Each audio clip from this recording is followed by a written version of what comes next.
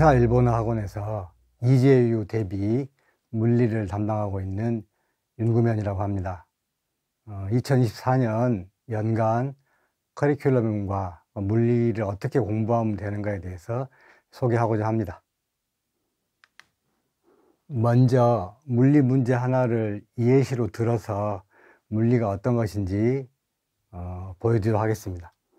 매끄러운 책상 위에 물체 A가 있고 물체 B가 이렇게 겹쳐진 상태에서 A, B의 질량은 각각 M 그리고 M이다 이렇게 정해져 있고, 이제 물체 A 아랫면의 물체에 힘 F를 줘서 오른쪽으로 이렇게 움직이는 겁니다. 근데 B는 A에 대해서 왼쪽으로 움직였다 이렇게 문제가 돼 있죠. 그런데 이제 구하는 거는 B가 A의 끝까지 거리 L만큼 이동하는 시간을 구해라, 이런 문제입니다. 단 A하고 B 사이의 운동 마찰 계수는 μ'이라 한다. 만약 A하고 B 사이에 마찰이 없으면 B가 왼쪽으로 움직일 수가 없죠. B는 가만히 있고 A가 B의 밑을 그냥 지나만 가버리니까. 그런 생각을 먼저 하고 문제를 보도록 하겠습니다. 그래서 이렇게 운동 마찰 계수를 줬죠, 문제에서. A와 B 사이에 마찰력이 없으면 B는 움직이지 않는다. 이게 물리입니다. 이거를 알고 출발하는 게 물리예요. 근데 책에는 이런 거는 설명이 안 돼 있죠. 즉 B는 A에 대해서 왼쪽으로 움직인다. 그런데 마찰력이 있으면 A가 B를 마찰력으로 끌고 가니까 B는 A의 왼쪽으로 좀 덜 움직이게 됩니다. 그리고 이제 분석을 하면은 A는 F라 힘을 받는데 A하고 B 사이에 마찰력이 있으니까 A가 B에 마찰력을 주죠. 그러면 작용 반작용에 의해서 B도 A의 마찰력을 똑같이 주게 됩니다. 방향은 서로 반대 방향이죠. 그러면 A는 오른쪽으로 F라 힘을 받고 왼쪽으로는 마찰력을 받아서 움직이고, B는 오른쪽으로만 마찰력으로 움직이죠. 근데 A가 B보다 이렇게 지나가 버리니까 B가 A에 대해서 왼쪽으로 가는 거죠. 그래서 요거 먼저 마찰력 크기는 같고 방향은 반대다. 작용 반작용. 이걸 아는 것이 물리죠. 물리 문제가 왜 어렵냐면은 문제를 보고 이런 생각을 하면서 문제를 풀어야 한다는 거예요. 그래서 어렵다는 겁니다. 그리고 운동 방향과 마찰력은 반대다. A는 오른쪽으로 가니까 마찰은 왼쪽으로 받죠. B는 왼쪽으로 갈 거니까 마찰을 오른쪽으로 받고, 그래서 밑에는 A는 오른쪽, B는 왼쪽으로 움직인다 이렇게 돼 있고, 그 다음에 이제 이쪽이 물리 내용이고 이쪽이 수식인데 실제로 문제를 풀 때는 수식으로 문제를 풀죠. 시험 문제를 받으면 종이에 쓸 때 이런 수식을 쓰면서 문제를 풉니다. 그러나 머릿속에서는 요 물리 내용을 생각을 해야 돼요. 그래서 조금 까다롭죠. 수학에서도 가장 어려운 문제가 문장으로 나온 문제, 문장제가 제일 어려운데 물리는 모든 문제가 문장제입니다. 이동하는 시간을 구하는 문제이다. A와 B는 힘을 받으므로 힘을 받으면 등가속도 운동을 한다라고 머리에 떠올려야 됩니다. 그리고 A와 B의 처음 속도는 0이다. 정제에 있었으니까. 여기에 관련된 식은 등가속도 운동의 속도 구하는 식 하나 하고, 그 다음에 요게 처음 속도가 0니까 요게 0이 되죠. 남는 건 요 항만 남았고, 그 다음에 등가속도 운동의 변유식 마찬가지로 요게 0이 되죠. VO가 0이니까. 그래서 요 항만 남았습니다. 근데 A가 받는 힘은, A는 요런 힘을 받죠. 오른쪽으로는 F를 받고 왼쪽으로는 마찰력 μ'mg를 받죠. 그리고 그게 A의 질량에 A의 가속도, 그럼 A의 가속도가 구해지고, 그 다음에는 B가 받는 힘은 마찰력 하나. 그래서 거기에 B의 질량과 B의 가속도, 그러면 B의 가속도를 구했습니다. 시간을, 지금 요 시간을 모르는데 이제 A는 구했죠, 일단 우리가. 그 다음에 문제에서 B가 A의 끝까지 이동한다고 했다. A와 B 사이의 거리가 L이다. 그러니까 거리가 주어져 있는데 문제는 A는 오른쪽으로 가고 B는 왼쪽으로 가니까 요 B가 A의 끝까지 가면은 A의 이동 거리와 B의 이동 거리 합이 L이 되게 됩니다. 이 생각을 해내야 돼요. A의 이동 거리와 B의 이동 거리 합이 L이 된다는 거. 요 L이 된다는 거. 즉 A는 오른쪽으로 움직이지만 B는 왼쪽으로 움직이죠. 한 가지 더 추가할 점이 물리는 벡터를 따지니까 A는 오른쪽 방향이 플러스 방향이면 B는 왼쪽으로 가니까 B의 거리는 마이너스 부호가 붙어야 됩니다. 이것까지 또 생각을 해야 됩니다. 그러면 아까 SA는 2분의 AT 제곱이니까 요 아까 A의 가속도 집어넣으면은 A가 움직인 거리가 나오고 B의 가속도를 집어넣으면은 B가 움직이는 거리가 나오는데 문제는 여기가 마이너스가 꼭 붙어야 된다는 겁니다. 그리고 두 개를 더해주면은 요게 L이 되죠. 그러면 요걸 정리하면은 우리가 구하고자 하는 시간 T를 구할 수가 있습니다. 그렇게 뭐 아주 어려운 문제는 아닌데도 불구하고 다시 앞으로 가서 보면은 이렇게 물리 내용을 자기가 머릿속에서 떠올려 가면서 문제를 풀어야 한다는 거예요. 그래서 물리적인 내용을 아는 것, 이게 가장 중요합니다. 1차적인 문제고, 두 번째는 물리적인 내용을 수식으로 표현할 수 있어야 됩니다. 두 번째. 그러니까 두 가지 능력이 필요하죠. 문제를 보고 물리적인 내용을 파악을 하고 그거를 수식으로 쓰는 것까지 능력을 두 개를 갖춰야 됩니다. 그래서 결론은 물리는 쉽지 않다. 라가 이게 결론이고, 학생들이 듣기에는 별로 좀 부담스러운데 쉽지 않다는 걸 인정하고 들어가면 훨씬 공부하기가 쉬워집니다. 어떻게 하면 될까? 열심히 하면 될까? 너무 추상적이죠. 어떻게 하는 게 열심히 하는지 모르니까. 그래서 생각했는 이론이 있습니다. 월요일날 공부를 하면은 실력이 하나 올라갑니다. 분명히 사실이죠. 화요일날 쉬면 실력이 떨어집니다. 분명한 사실입니다. 수요일날 공부하면 실력이 올라가요. 목요일날 쉬면 실력이 내려갑니다. 금요일날 공부하면 실력이 올라가고, 토요일날 쉬면 이제 주말이니까 쉬니까 실력이 내려갔죠. 일요일도 주말이니까 마저 쉬면 이제 지하실로 갑니다. 1년 365일 내내 하루 공부하고 하루 쉬고 하루 공부하고 하루 쉬면은 실력은 항상 자기 제자리입니다. 그럼 어떻게 해야 되느냐? 날마다 하면 됩니다. 날마다 하면 됩니다.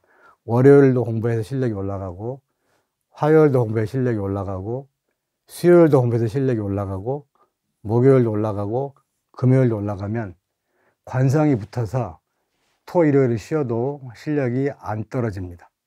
날마다 공부하는 게 가장 중요합니다. 날마다 물리 책 한 페이지라도 읽어봐야 되고, 한 문제라도 풀어보면 됩니다.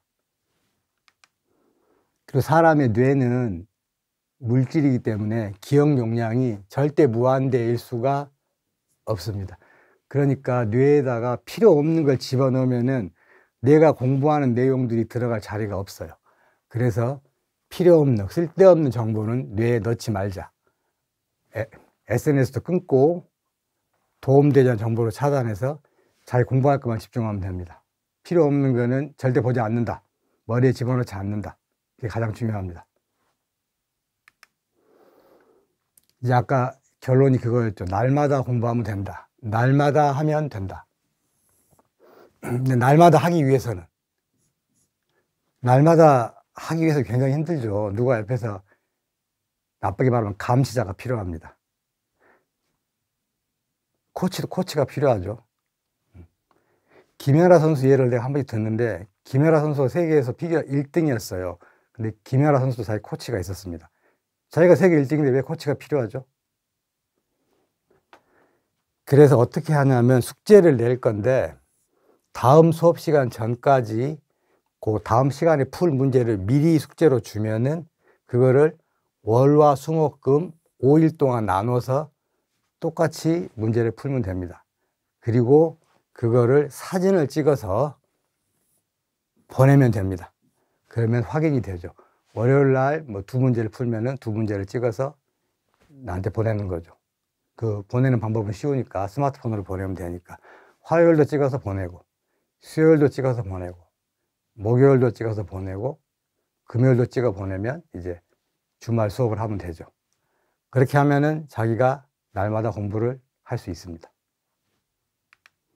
이제 1년 계획표인데, 이제 개념반과 문제풀이반 두 개로 나눠서 순서는 여기 물리가 개념 요 역학이 6문제가 나오고, 이재유에 전자기가 6문제가 나오고, 파동이 3문제, 연력학이 3문제, 원자가 1문제가 나옵니다.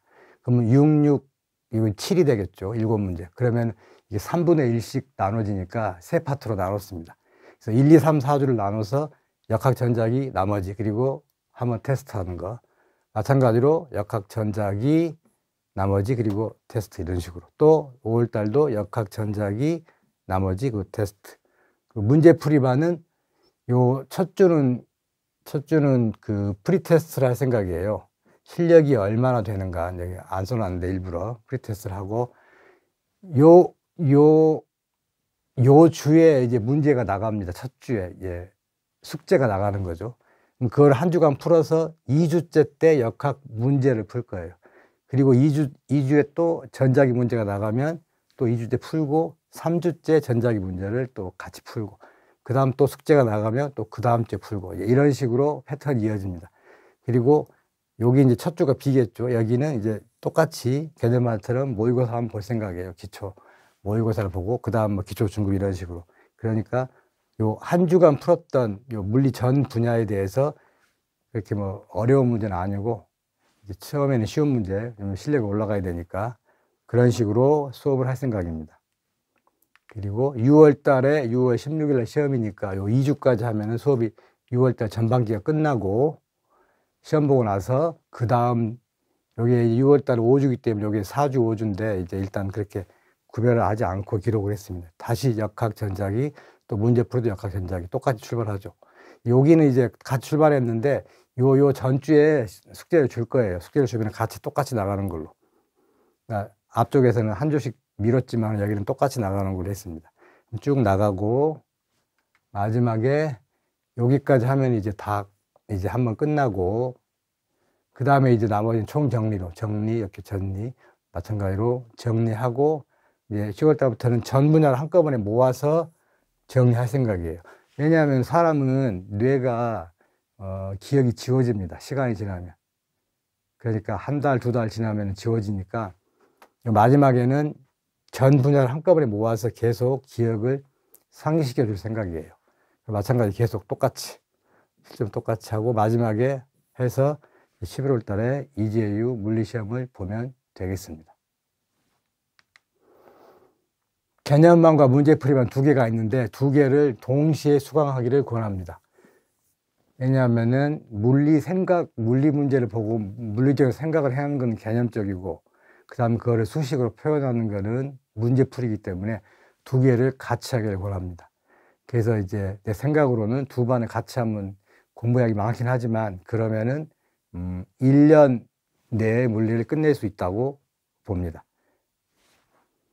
그리고 개념반은 이제 이론하고 기본 예제, 과제는 이건 좀 부담이 적죠. 미리 읽어오는 거, 미리 한번 예습을 해오는 거를 숙제로 하겠습니다. 요거는 뭐 사진 찍어서 보낼 필요는 없죠. 문제풀이반은 이제 기출문제하고 모의고사 문제를 뽑아보니까 하루에 한 4문제 정도 숙제가 나갈 생각이에요. 4문제 정도, 하루에 4문제 정도. 그러니까 일주일이면 20문제 정도 푸는 겁니다. 다음 주에 수업할 문제를 미리 풀어오는 것, 그리고 사진 찍어서 보낼 것. 4주에 물리 전 범위를 한 번 수업을 할 거예요. 그러니까 3월, 4월, 5월, 3개월이니까 3번 하는 거죠. 그리고 6월달 시험 보고, 그 다음에 6, 7, 8, 9 하면 4번을 더 하게 됩니다. 이렇게 3월에 기초, 4월에 중급, 5월에 고급, 6월에 실전 대비. 그 나머지는 여기부터는 반복.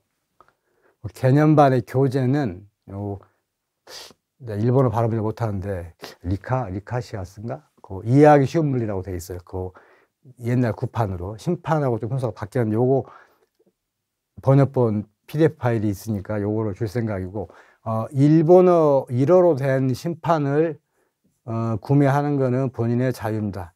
근데 내 생각으로는 아마 책으로도 한 권쯤 가지고 있어야지 되지 않을까 생각을 합니다. 이제 요 책이 자기는 요 구판을 보고 딴 책 원하는 사람은 뭐 에센스를 사서 봐도 되겠어요. 예. 물리 공식집, 요 프린트로 첫 시간에 이제 줄 겁니다. 3월 첫 주에 줄 거고, 그다음에 이제 문제풀이반 교재는 이제 기출문제하고 이 모의고사. 대충 해보니까 모의고사가 여기 한 190문제 정도 되고, 그리고 요 기출문제는 여기 거의 한 20년, 13년이니까 거의 한 200문제가 넘어가겠죠. 합치면 약 400문제 정도 나옵니다. 400문제를 다 풀고 싶은데 열심히 해야죠. 여기까지 2024년 이재유 대비 물리에 대한 커리큘럼 소개를 마치겠습니다.